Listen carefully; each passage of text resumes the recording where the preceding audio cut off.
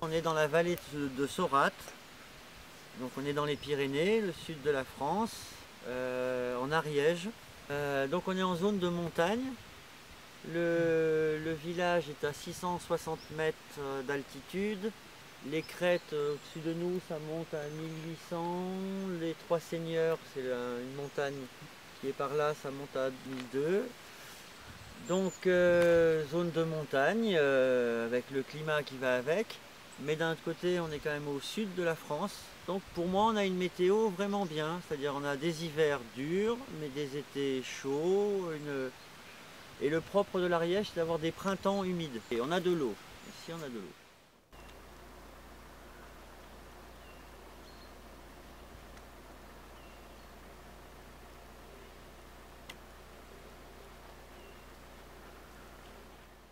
Effectivement, l'Ariège est une zone verte, mais que ça évolue. Voilà, tout évolue, même ici. Les gens d'ici, ils ne retrouvent pas la météo de leur enfance.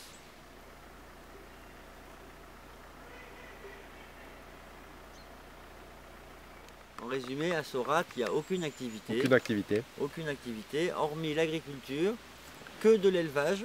Je suis le seul, donc avec Loïc, à faire, on va dire, de l'agriculture végétale. Sinon, c'est que des éleveurs. D'accord. Voilà. Et il n'y a pas d'activité, des artisans, des petits artisans, charpentiers, tout ça, mais sinon, voilà, on a un groupe d'amis, on va dire, mais de paysans, on n'est que 3. Loïc, Benoît et moi. Pierre-Marie, Belmel, ils ne sont pas paysans. Donc, dans le groupe, là, pour le jus de pomme, on est 5, mais sur les 5, on n'est que 3, on va dire, à avoir le statut et l'activité principale de paysans. Et notre relation, elle est purement amicale, informelle. On s'entend très bien, voilà, on partage tout en 5 et c'est pas compliqué. S'il y en a un si tout le monde est là, tant mieux. S'il y en a un qui ne peut pas venir, c'est pas grave, puisque on est 5, l'essentiel c'est que les actions se fassent. Et comme on s'entend bien, ça se passe bien. Hein. Mais on essaye d'être dans c'est un peu à l'intérieur de ce groupe où on essaye d'avoir beaucoup d'actions collectives. Sur nos chantiers respectifs, tout le monde est en travaux sur ses maisons. Alors, de temps en temps, on fait un chantier collectif. Donc c'est des coups de main. Voilà. Et là, du coup, ça fait, voilà, c'est comme ça qu'on a fait ma charpente. On était 10 pendant un week-end chez moi. Et puis le week-end d'après, on va aider l'autre copain. Ça, c'était le mode de vie traditionnel des campagnes. Beaucoup d'entraide. Les moissons se faisaient en commun. C'est traditionnel le coup de main. C'était traditionnel et ça s'est complètement perdu. Depuis les années 50, où on a fait du paysan un espèce de solitaire sur son gros tracteur et ses centaines d'hectares. Et pour moi, c'est antinomique avec le travail de paysan. Paysan, c'est quelque chose de collectif. C'est-à-dire ici, l'entraide, elle a disparu surtout parce que les paysans, ils ont disparu aussi. Ben oui, puis ils se sont un peu isolés, chacun. Les mentalités ont évolué et dans des mondes agricoles où avant, il y avait quand même de la solidarité, toute cette solidarité a disparu. Et c'est au contraire, on a monté les paysans les uns contre les autres. Et ils se font des guerres pour des clôtures, pour une vache qui passe. Ici ici, oui, partout, dans toutes les campagnes de France. Ils ont réussi à casser le monde rural. Et ils continuent, puisqu'ils estiment qu'il y a encore 200 000 agriculteurs de trop en France, donc il faut les faire disparaître. Pétard. Parce que là, c'est toujours ce paradoxe où on est là, dans un endroit de nature avec un arbre, et puis après, on se retrouve dépendant de l'OMC, du commerce international. Moi, normalement, je n'ai pas le droit de vendre mes pommes. Et oui, parce que c'est des vieilles variétés qui ne sont pas inscrites au catalogue officiel. Enfin, si on va dans le détail, mon activité, c'est de la résistance pure. Oui. Le catalogue officiel recense les variétés de fruits et de légumes qu'officiellement, j'ai le droit de vendre. Voilà. Ces vieux pommiers ici, qui ont été plantés il y a 80 ans, voilà, il n'y a pas un groupe industriel qui s'intéresse à ça. Donc ils ne les ont pas inscrits dans le catalogue officiel. Ils ont inscrit la Golden, ils inscrivent les nouvelles variétés de pommes, voilà. Et celles-là, elles ne sont pas inscrites. Et donc ça veut dire que normalement, je n'ai pas le droit de les vendre. Alors évidemment, il y a une tolérance. Il n'y a pas un inspecteur qui vient voir sur le marché de mon village ce qui se passe. Mais il pourrait. Ça tombe bien, il a autre chose à faire. Mais pour dire qu'on est dans des situations de dingue. quand on pense qu'en France, ils ont voulu interdire le purin d'ortie il y a 2 ans, il faut quand même... Là, c'est quand même, Oui, parce que là, tu as vraiment... dingue. Et en termes économiques, la pomme au supermarché de Tarascon, qui est juste à côté, la pomme qui arrive du Chili ou d'Argentine, elle est moins chère que ma pomme. C'est-à-dire que je suis comme dans la situation de certains paysans du tiers-monde qui devraient regarder leur production pourrir parce que ça ne vaut pas le coup de la ramasser. C'est dingue, hein?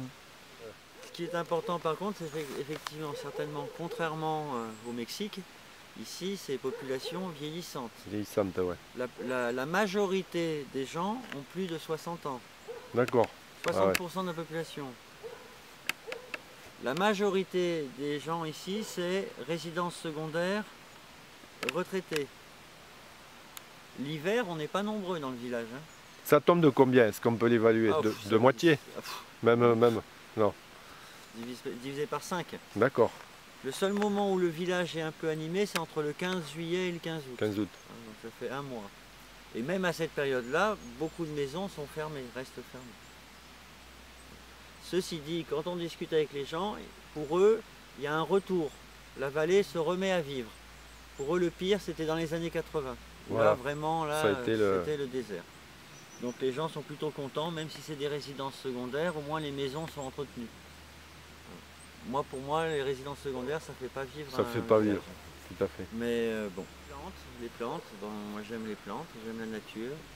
Donc travailler les plantes médicinales, les plantes qui soignent, c'est une matière noble, qui sent bon. Bon, pour moi c'est un univers très intéressant, le monde des plantes. Alors les arbres, c'est encore autre chose parce que là on est dans des... Moi ce que j'aime bien avec les arbres, c'est qu'ils sont dans un autre temps que nous. Puisqu'ils ont une espérance de vie plus longue, c'est transgénérationnel. Un pommier bien planté, 3-4 générations de la même famille vont manger des pommes. D'accord. Donc moi j'aime bien cette idée, on est en relation avec quelque chose qui vient souvent avant nous et qui va nous survivre. Très intéressant ça. Et qui quelque part, bon, enfin vous voyez, regardez cet arbre derrière nous, il est couvert de pommes. Enfin, je veux dire, une famille peut vivre avec un arbre, avec un pommier, on a nos pommes pour l'hiver. C'est quand même... Il y a une générosité de la nature qui est quand même...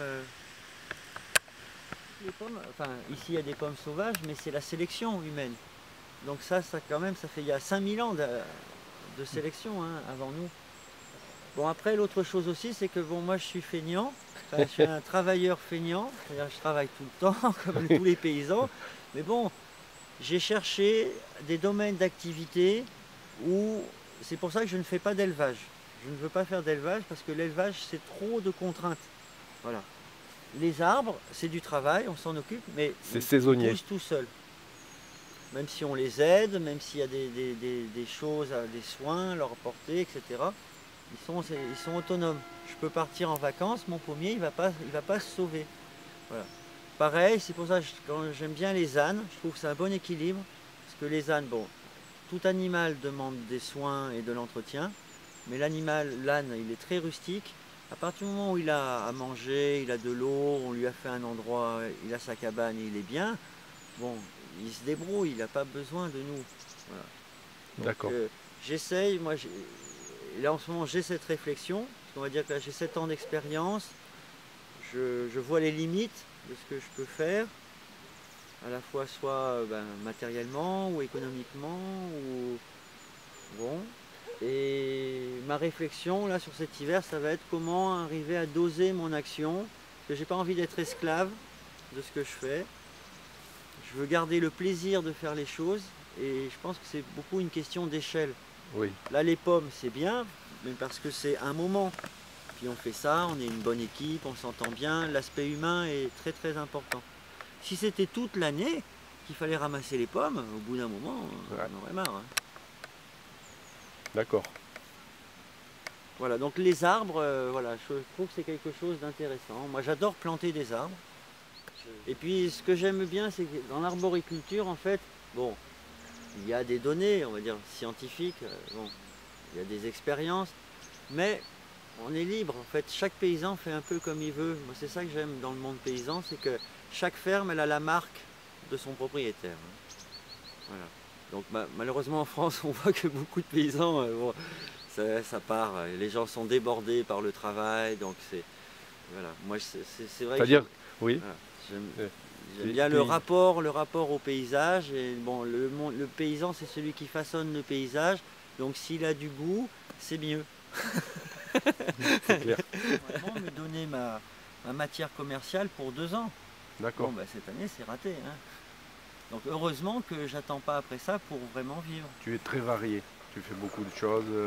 Mais c'était La ça. taille. Voilà, la ferme à l'ancienne, c'était ça la pluriactivité. Parce que les années se suivent et ne se ressemblent pas. Cette année, c'est les pommes. L'année prochaine, il n'y en aura pas. Alors si on vit que de la pomme, qu'est-ce qu'on fait l'année d'après? Les gens savaient que finalement, au point de vue revenu, puisque c'est quand même, il faut bien vivre, ils savaient que de toute façon, une année ne ressemblerait pas à une autre. Il n'y aurait pas une régularité. C'est pour ça que la ferme idéale, il y a un cochon, il y a une vache, il y a une chèvre, il y a des pommes, il y a un peu de tout. Alors la fabrication du jus de pomme, première étape, la pomme. Voilà. Donc on ramasse les pommes. Alors l'avantage, c'est comme on sait que c'est pour faire du jus, que les pommes vont être broyées, on peut se permettre de ramasser les pommes par terre, on secoue un peu les arbres, voilà, parce que sinon la pomme de garde, il faut la cueillir à la main une par une. Délicatement. Délicatement. Donc ça c'est un avantage, ça simplifie la cueillette. Donc on ramasse les pommes.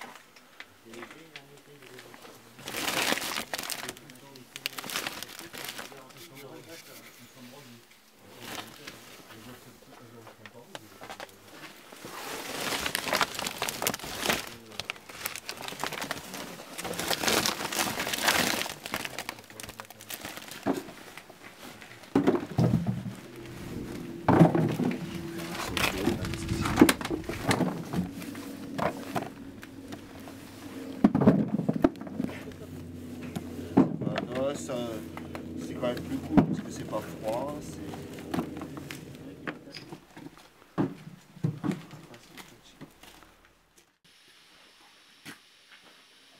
La deuxième étape, ça va consister à remplir le pressoir. Donc on broie les pommes, on remplit le pressoir pour pouvoir récupérer le jus. Moi, je vois pas d'autre manière, c'est quand même assez simple dans le principe.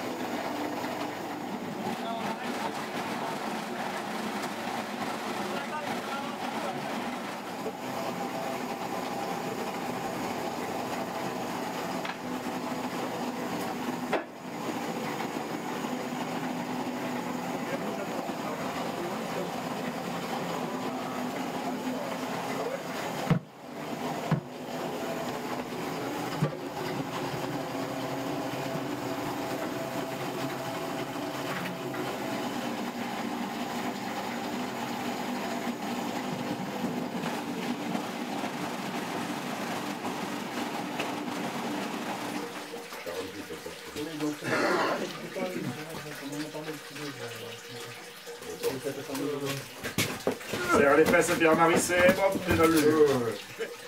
Pour éviter que l'on ait des remontées. Il est trop tard.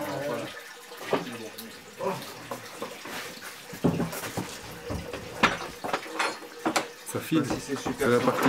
Ah, c'est la. Ah ouais, ça file.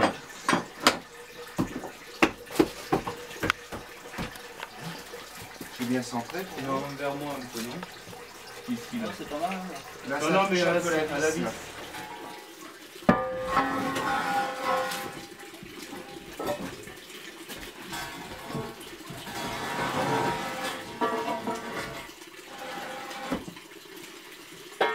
Il y en a un autre qui... Faut pas tout toucher la vis.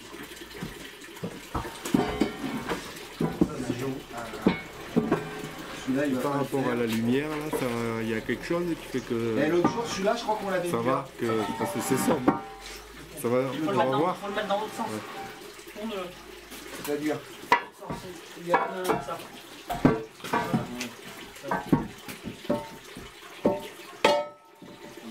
faut pas se le prendre dans la gueule.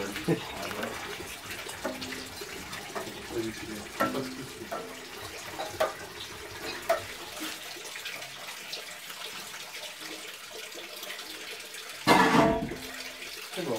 On revient dans l'autre sens. Là, maintenant, on défile le piston. On le fait trop là. Ouais, fermer les jambes. Ouais. Et c'est aussi fort.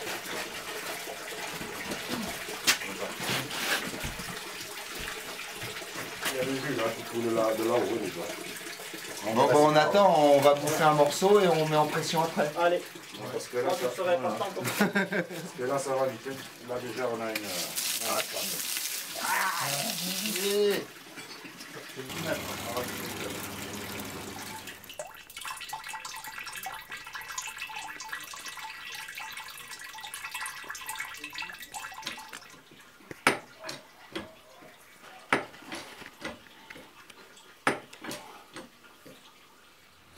C'est comme ça. C'est clair. Bon, on en a fait une précédemment avant celle-là. Là. Il y avait moins de 900 bouteilles. D'accord. 900 bouteilles. On a rendu 900.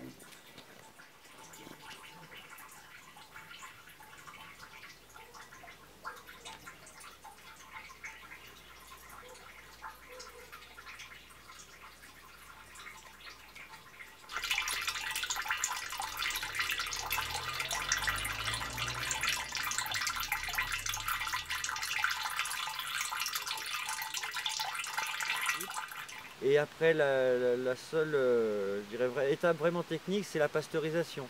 C'est-à-dire qu'en fait, ce jus de pomme, on veut pouvoir le conserver pour pouvoir le manger toute l'année, le boire toute l'année. Et donc on le pasteurise. Il suffit de la pasteurisation, si on le monte à température, le minimum c'est 74 degrés. À partir de 74 degrés, le jus de pomme est pasteurisé. Il est mis en bouteille, capsulé, bien fermé, et à partir de là, il peut se conserver 7 ans. 5, 7 ans, sans problème. Et même au contraire, et on en a eu confirmation, le jus de pomme vieillit bien, comme le bon vin, il se bonifie. Non, c'est vrai. Et donc à partir de là, l'intérêt c'est que ben voilà, on a un produit bon, 100% biologique et un mélange de saveurs incomparable et qui se conserve pendant 5 ans. Donc c'est super.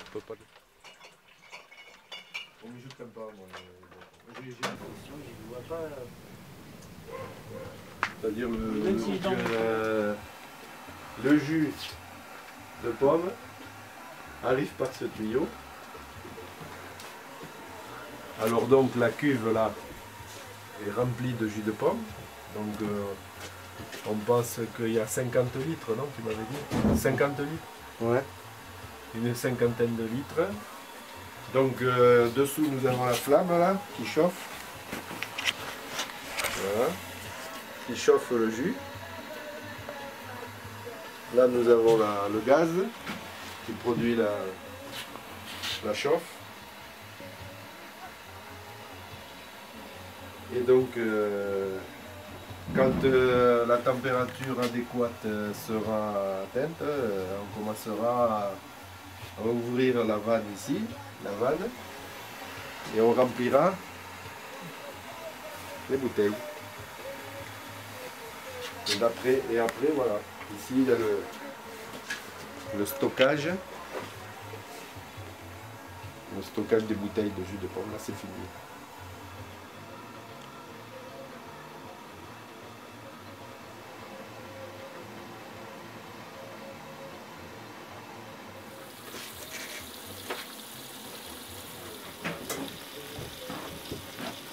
Tous les deux. C'est le terme adéquat. Faut jongler. Mais quand ils n'ont pas la bonne température, hop, ça repart. Ça repart. Donc là, une autonomie d'une dizaine, 10-12 heures, là, avec la bouteille. Et en 10-12, Ça va dépendre du temps, du froid, de pas mal de choses, de la température du jus qui arrive. Tout va bien, c'est la routine. Là, à ce rythme-là, on va les tenir les 120 litres. Là, Mais c'est à ça. l'heure.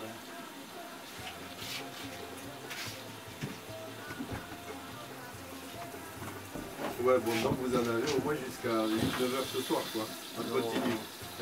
Non, Combien il y a de litres dans la grande cuve? Là, on a fait tout ça hier soir. Hein? On a fait tout ça hier. D'accord. Là, Ah, vous avez commencé hier après-midi? Finalement, on a commencé hier en fin de journée. D'accord. Et ça fait 400 litres. Hein, donc, Jusqu'à ouais, j'ai compris. minuit. Il faut trouver le bon devis avec la vanne du haut. D'ailleurs, c'est bientôt ouvert, sinon ça va trop baisser. C'est mon côté cancre qui parle, évidemment. Mais Jour et nuit, j'ai sorti la parasmique. Hein, c'est d'accord. oui, Ouais, ils sont d'accord. Je te retrouverai sur la ligne d'hôpital assez rapidement, je pense. ça maintiendrait l'activité du Shiva. Au moins. Donc ces différents produits sont tous goûtus, goûteux. Donc d'abord on les garde pour soi parce que c'est trop bon, alors on va pas les donner à n'importe qui. Moi d'abord. Voilà, d'abord c'est pour la famille et les amis parce qu'il n'y a rien de tel que de faire partager le bon jus de pomme de ses pommiers, le miel de ses abeilles. Non, c'est vrai, là, quand même, le paysan il a quand même ce luxe de Faire plaisir à ses proches. ouais. À Et se si- faire plaisir. S'il a le goût des bonnes choses, c'est quand même c'est génial. C'est génial. Donc des bons produits, des produits simples. Donc je dirais voilà, enfin, voilà, plaisanterie mise à part. Bon, ben, d'abord de l'autoconsommation, hein, évidemment. Et puis moi personnellement, ben, je fais des petits marchés dans mon village, des fois des manifestations à l'extérieur. Donc j'ai une partie, voilà, je fais des marchés, j'essaie de commercialiser mes produits. Très bien. Voilà.